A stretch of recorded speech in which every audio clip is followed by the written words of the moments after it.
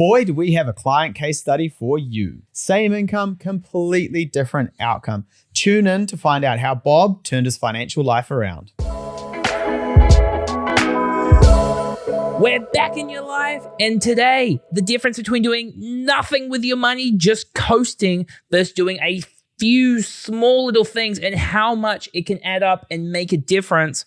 Michael, these numbers are astonishing. Yeah, today we are all about financial plans, small, consistent steps over time, build wealth. Now, it is very easy, and we see it a lot where people coast. They put their repayments on the minimum. They don't save an emergency fund. They don't have goals to get ahead. They think they're doing the right thing. However, they're going to fall flat on their face when they come to retirement. Absolutely. And I think a big part with it is that we don't get that immediate gratification of achieving something over 6 months. Fundamentally, I think that's why most people fail, is they're just too impatient to get where they want to get to. But this is showing how over a 20-year period, small, consistent steps make a big difference. So, Michael, can I tell you about Bob? Go on then. Obviously, we've changed. What's Bobby up to? We've changed Bob's name to protect himself, because Is otherwise... Bob a real person? Bob is a real person. Bob is a real person. So if you're listening to this and you're like, this sounds a lot like me, perhaps it is. And if it doesn't sound like you, maybe you should do something about that. Bob earns $300,000 a year as a household. He runs his own business. He's very time poor, but he goes like, I'm busy, I'm successful, I've got a family, I deserve nice things. So he goes and gets nice things. He buys his family a $1.5 million home.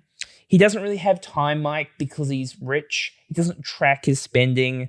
He's a self-employed, so why put money into Kiwi Saver? He has some savings some months, but in other months, one-off unexpected expenses pop up with the kids or the car or the house or whatever. Or a sale. Sale? Yeah, like a sale. You go shopping. Yeah, like you buy a brick as a piece of artwork. He's focused on growing his business. He's got staff that he's looking after. Yeah. So there's no long-term wealth creation strategy. Fast forward 20 years to 55. He still has his mortgage. Yeah. He's paid off some of the mortgage because he's doing the minimum repayments. But him and his wife go, you know what we deserve, Mike? A batch. Love a batch. Because we can build family memories. It's going to be moments. It's going to be emotionally satisfying for me. We're going to play Hungry, Hungry Hippo with the kids. So they buy a batch, Mike, and they take on extra $1 million of debt, which, as we know, is just effectively owner-occupied debt. They say they're going to rent out the batch, but it's a bit of a pain in the ass. People don't look after it nicely. They want it during the good months, so they just give up on that. Fast forward to 65, Bob still has a mortgage, so he's got to downsize his home. He's got no real assets, so he's got to reduce his lifestyle. And when it comes to the kids, he can't give them the head start that he wants to give them. Yeah. How many Bobs do we talk to, Mike? I reckon every second person I speak to is a Bob in some way, shape, or form, right? And I'm not saying that Bob doesn't care. And I'm not saying that people don't care about their finances, but if you've ever thought, I don't spend a lot and I don't buy heaps of things, but all my money's gone at the end of the month, that is Bob. It is not like you do. I'm not saying you're a bad person. I'm not saying you don't care. It is so easy when you live a busy life to go, I'm just trying to keep my head above water, right? I'm just trying to do things, stay in place, do the things. And to be honest, if you're not making conscious decisions around your spending and your finances, you will end up as Bob. Yeah, it's literally like every single person I talk to. So the good thing is Bob can be saved with quite small changes. And we're going to talk to you about those changes after this break. Earning good money, but not getting ahead. Well, what we do every day at Lighthouse Wealth is we build financial plans, we keep you accountable, we build structure, and we create a clear roadmap to achieve your goals. If that sounds like you, click on the show notes below. Now, back to the episode. So, James, tell me about these small changes that Bob made. So Bob, in this second scenario, has the same job, the same wife, good to hear, same income, bought the same home.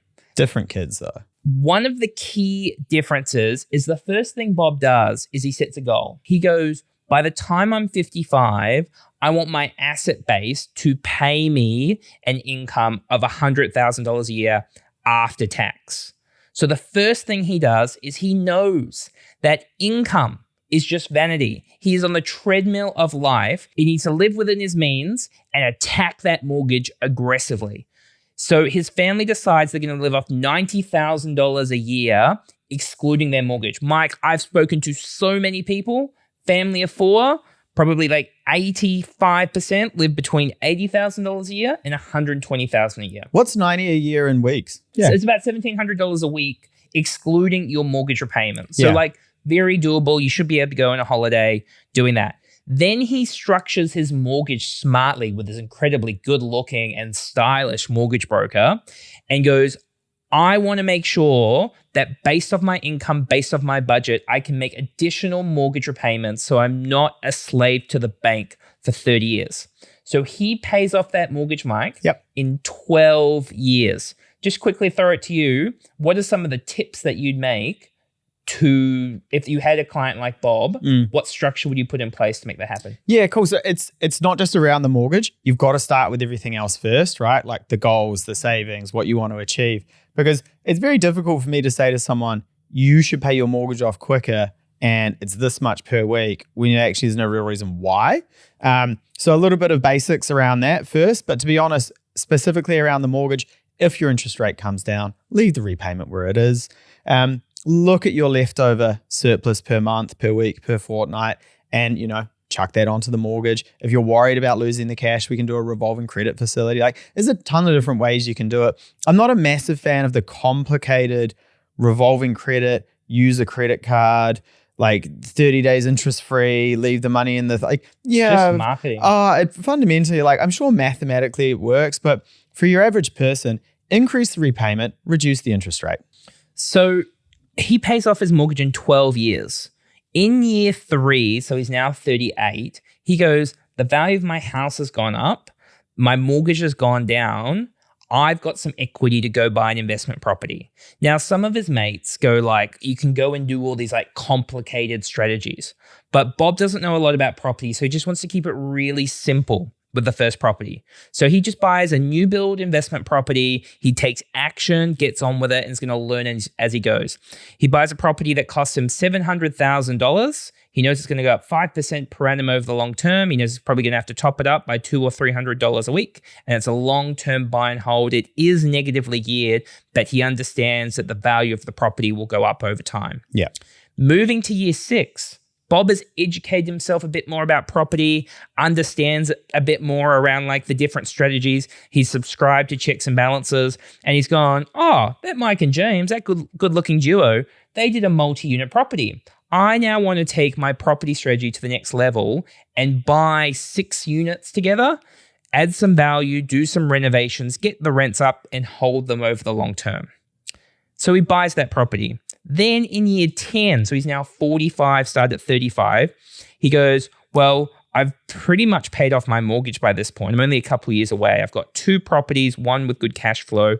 The new build, the rent's gone up quite a bit over time. I'm going to buy a commercial property because I like the idea of having a professional tenant, better rental yield, and kind of holding it for long term. So he buys a commercial property. By 47, he's paid off his mortgage. He's got 3 properties. He then moves them to principal and interest, and he's got good cash flow. Then the money going towards the mortgage repayments, he starts regularly contributing to managed funds. Some of his mates are like, mate, you got to go and buy Fisher & Paykel Healthcare. You got to go and buy NVIDIA. But Bob knows that day trading is just stupid for him because he's got a busy life. He's got a busy business. He just wants to drip feed into a fund and not overthink about it. So he drips. The properties go up in value over time. He's debt free. He's got good cash flow. By 50, he has these 3 properties. He has money in managed funds. He has a debt-free home. He has north of a $5 million inflation-adjusted asset base. So his goal of by 55, he's achieved by 50 and can do whatever the hell he wants, Michael, for the rest of his life. The thing I like about this sort of strategy is it sounds like he's doing heaps and he's got to sacrifice a lot. He's not, right? This is over 20 years. So again, the earlier you start, the less you have to sacrifice. But I wouldn't say Bob's starting particularly early. You know, like he's had a lightning bolt hit him and he's like, I've got to do something about this. So, you know, all he really is doing, increasing his mortgage repayments, setting some goals, implementing a budget, buying 3 properties. Over 10 years. Over 10 years. That's it. Not a heck of a lot. I think the one thing to kind of point out there though is a lot of people hear us talk about this and go, 3 properties, 10 years, cool. I've got to do 1 a year for 3 years and then hang on to them. That is not what we are saying. A little bit of time with your investments goes a long way. Sure. Like you've got to be able to make sure you can deal with the top ups and you're in a stronger position every year. The big thing I would say when it comes to Bob is the difference between being rich and being wealthy. In the first scenario, if you look from the exterior, Bob's got this great house. He's got the wife. He's got the kids. He's bought the batch. He's got a business. Life is good. But Bob's on the treadmill. Bob is shackled to his business. He has no options. He's going, if the market drops, if I have problem with key staff members, I'm in a lot of trouble. But in the second scenario, with quite small changes, Bob has so many options. He could like reinvest into the business if he wanted to. He could buy a competitor. Take a year off. He could take a year off. He could allow his wife to start something she's passionate about or not work. There are just so many different options for them down the road. Yeah. And look, I'm not saying that everybody has to go and do what Bob did. But what I'm saying is these really small changes, and opposed to trying to do everything within 6 months, really, if we're thinking about Bob, if you're at the start of this journey, so you've bought a house, you've got a budget, you've set a goal.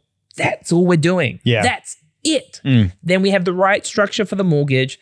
3 years later, we're going to go buy an investment property. It's just small, consistent steps. And the way people just get in their own way with their finances because they want to do everything immediately. And you've just got to take a step back and go, okay, where do I want to get to? I'm not going to achieve all of this in 6 months. I just need to chip away at it over time. Yeah, I think this is a pretty common scenario for customers to find themselves in, where they know they need to do something about it, but they're almost scared of taking some action because 1, they think they'll do the wrong thing, or 2, they think that it's kind of too big of an action to take. I just say start with the smallest action.